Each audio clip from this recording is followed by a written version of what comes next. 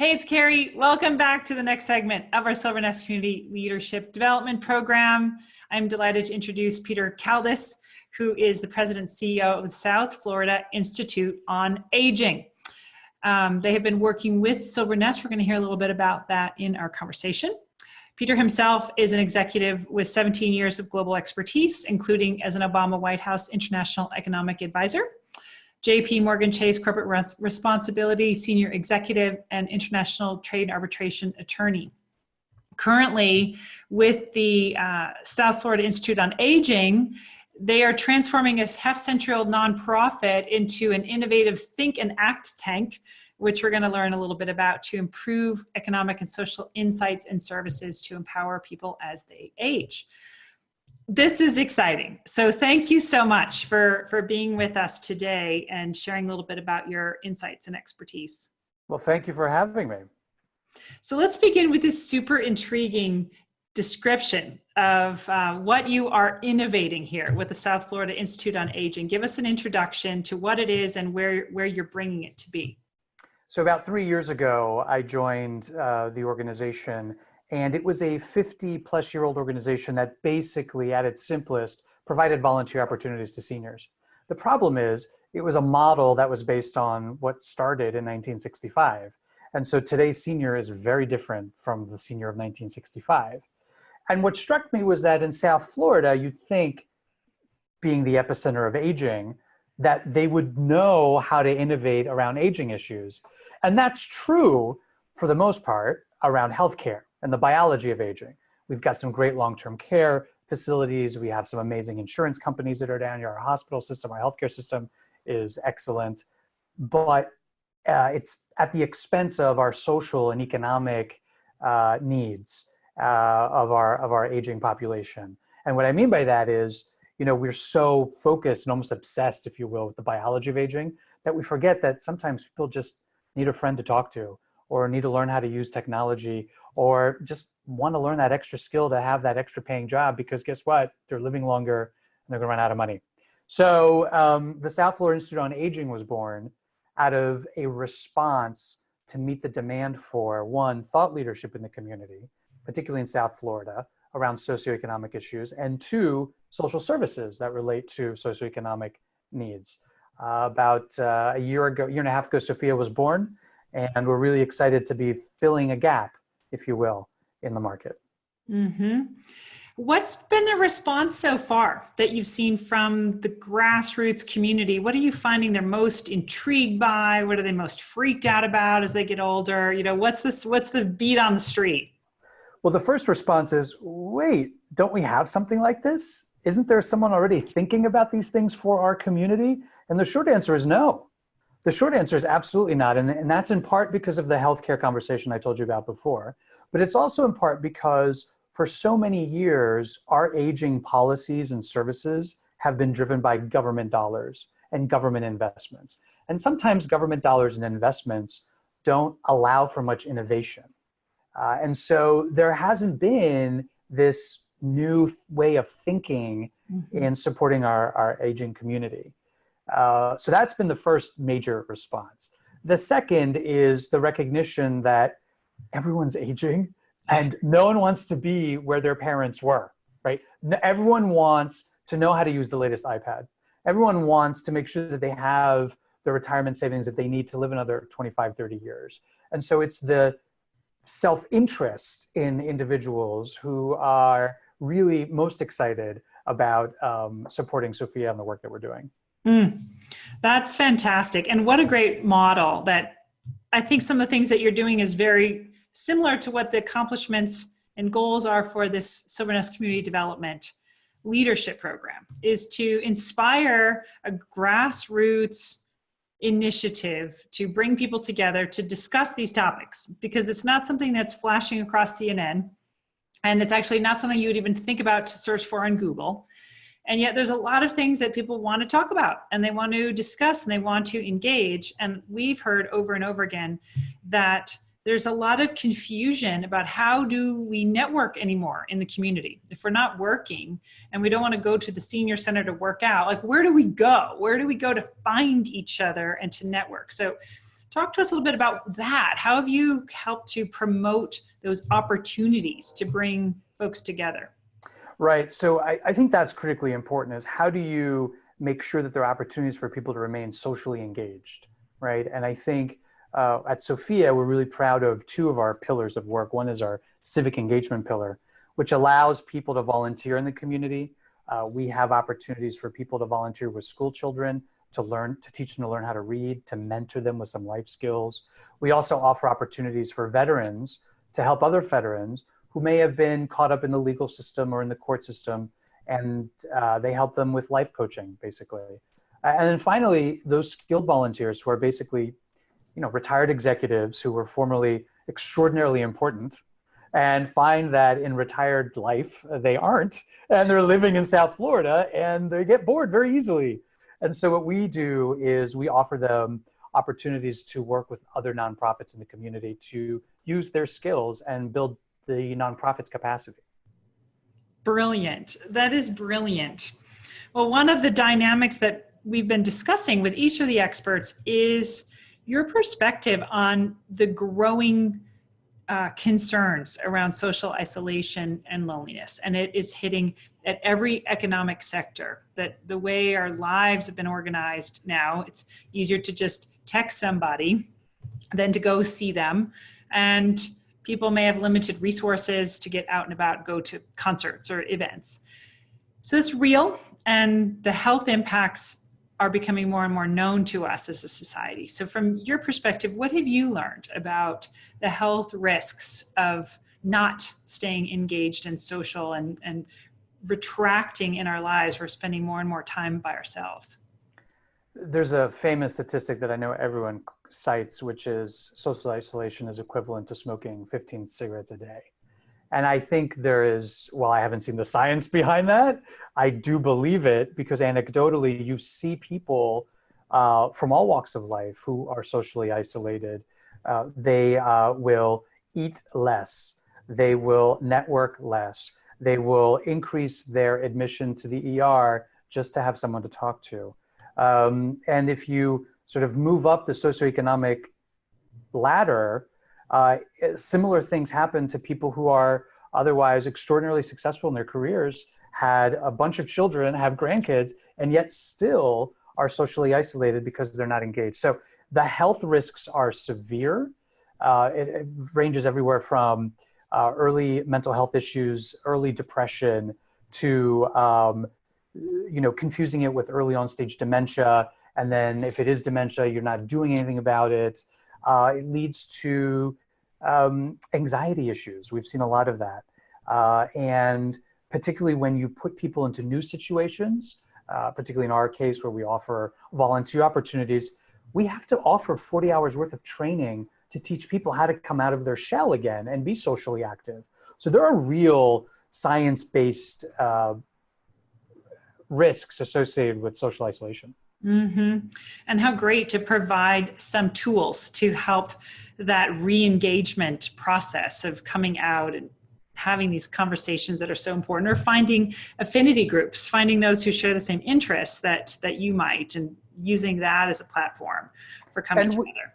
And we find that the parts of our community that hurt the most when it comes to social isolation tend to be what we call traditionally underrepresented populations. So you can imagine people of color, LGBT seniors. Here in South Florida, we have an extraordinarily diverse community, and they're the ones that are impacted the most, in part because in the case of LGBT seniors, they typically don't have children. And so they may lose a partner, and then their social network shrinks quickly thereafter.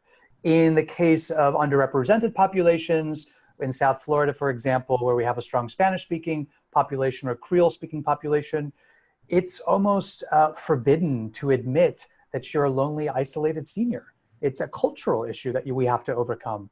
And so we're particularly sensitive to the universe of issues that are unique to the underrepresented populations here as well. Mm-hmm. I love that. The universe of underrepresented populations is brilliant. And within this cadre of experts from this series, we spoke with Dr. Sarah Zeff-Geber, who specifically spoke about solo aging. So for whatever reason, to be aging with an experience of not having children or not being connected with your children, so you don't have that safety net, and those who aren't really connected with their children anyway, so it's just not there, and how to build a social network very deliberately to help create that space. So one of the other pieces that's come up over and over again is the hidden underbelly of financially paying for a long life. We spoke with Elizabeth White in this series, who came out with a book called 55 Underemployed and Unemployed and Faking It, and really demonstrating that even those who may have had huge degrees or who worked in a very traditional career, who got hit by the recession, taking care of their aging parents, whatever those situations are, that there's a reality that's not matching some of this rosy picture of what retirement is. Certainly in South Florida, this idea everybody wants to go to Florida and play golf and sit on the beach and have beautiful drinks with umbrellas in it all the time. It's going to be this fabulous experience. And yet a lot of folks are looking around and they are downsizing. They are not going out. They're not buying new clothes. They're, really nervous about the future. They're afraid that one little thing could throw them into a crisis. So I'd love to hear your perspectives about that reality that's just it's underneath the surface of the psyche of aging America. There's no question that there's an enormous amount of economic insecurity amongst people who are 55 and older in South Florida. There was a recent report put out by our local United Way called the Alice Report, which really measures the ability of people who basically live paycheck to paycheck, who are one crisis away from the financial catastrophe. In South Florida, particularly in Broward County, a majority of the households that are quote unquote Alice households are 65 and older. And so the aging population in this community is particularly sensitive and vulnerable to the slightest misstep, the slightest increase in the cost of living, the slightest increase in rent, housing, food, all of that. And it is a very real crisis here in South Florida. The other real crisis that I think prevents people from getting out from under that is ageism.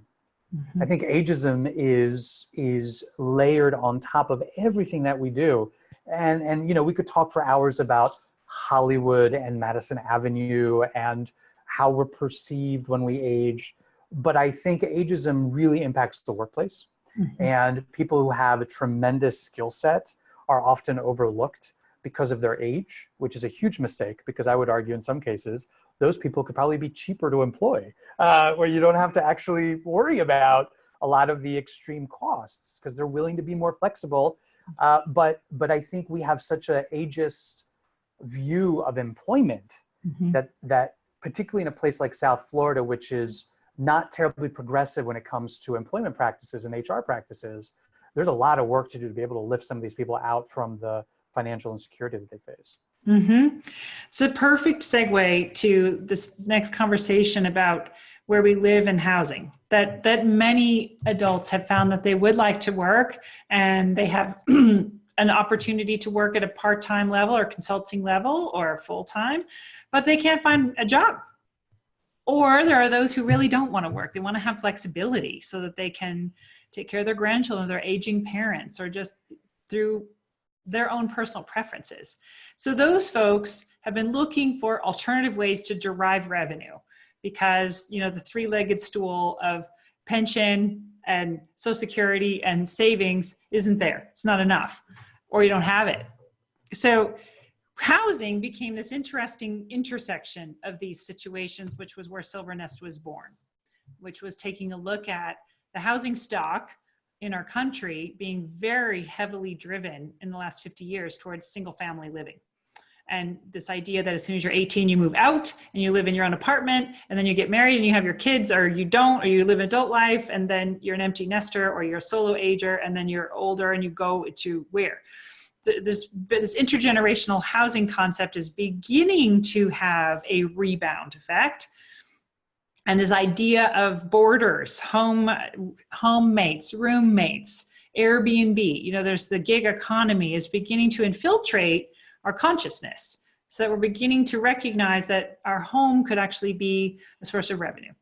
And yet there's that concern about how to do it safely and how to do it mindfully. So that seems to be one thing that's come up over and over again, is how to change the mindset around looking at where there may be hidden assets in your life that you hadn't thought about, like extra bedrooms in your house, and yet how to overcome some of the reservations that a homeowner may have about that. So I'd love to hear your perspective, your familiarity with Silvernest, and how you would frame this opportunity to older adults who may need revenue, be on their own, and have empty bedrooms in their house. Well, nothing changes one's point of view like an economic crisis. I mean, if you're faced with being kicked out of your home because you can't pay rent, which is something that our seniors face day in and day out here in South Florida, where in many cases, more than a third of their income goes to rent. And this is income that's, basically Social Security income, maybe some retirement savings. Nothing changes your point of view and perspective like the desperation to figure out your other options. Because, traditionally, what were the other options? The other options were assisted living facilities, or home health care aides, or a room somewhere at $100,000 a year, a private room at a nursing facility. Those are just impossible to reach by some of our standards locally. So the necessity of an economic crisis, while not terribly sexy, is very real and will force change, I think. Mm-hmm. And so I think what Silvernest offers is an opportunity to rethink how you can live, and live with the peace of mind that at least you'll have some additional income, or you can provide someone with some additional income while you live affordably. Mm-hmm. Is a really tremendous opportunity, a tremendous platform. And so a couple of things that we're doing to really help people rethink, or actually learn how to adapt to this new sharing economy. One is we offer technology training courses locally. Ours happens to be through a curriculum known as Senior Planet. And what we do there is at the appropriate time in the curriculum, it's a 10-week course, so about halfway through, we talk about opportunities on the internet and how you can find housing, how you can find roommates, how you can find cars, how you can do all sorts of things.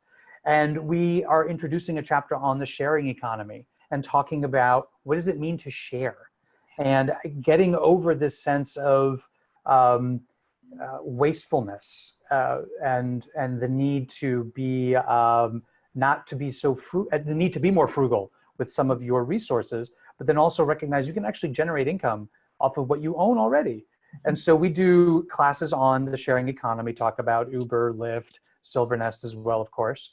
And we also then introduce it to people who may not necessarily gravitate towards the sharing economy. So for example, empty nesters who pride themselves on having built a gorgeous McMansion out in the suburbs, but now they're empty and they're lonely.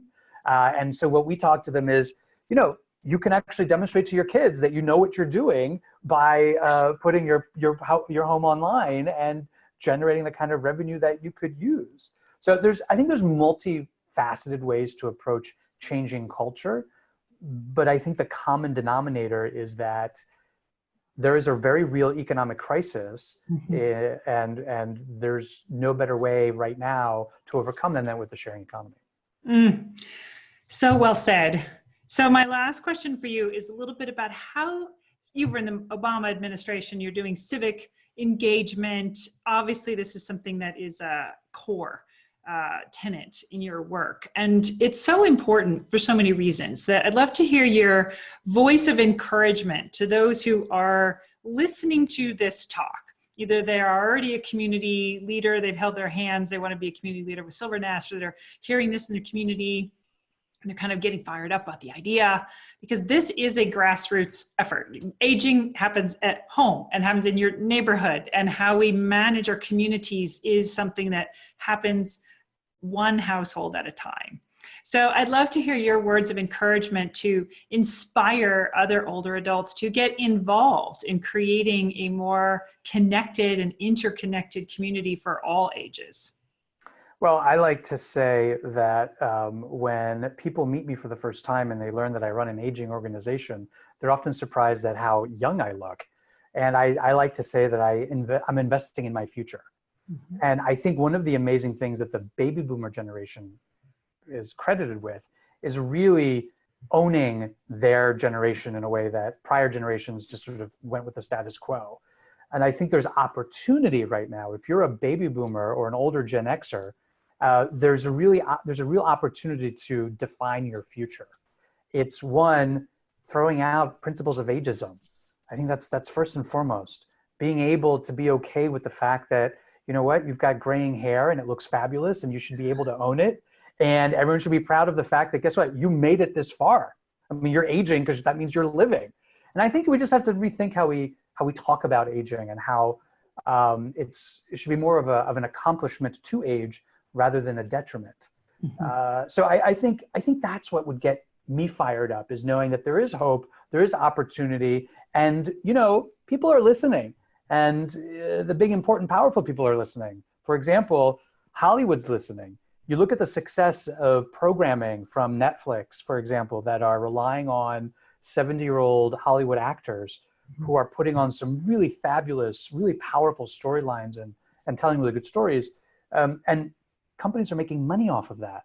And as a result, culture is changing because there's a real energy and support for helping an older demographic. So I think from an individualistic perspective, from a grassroots perspective, yeah, there's absolutely, we just need to think about it differently on a one-to-one level, but know that there is this slow snowball of momentum happening at a super macro level as well. That's really changed. It's going to change how society views aging. We have to. We have to. Well said. Peter Kaldes, thank you so much for taking the time to be with this community today. We're so grateful. Well, thank you for having me.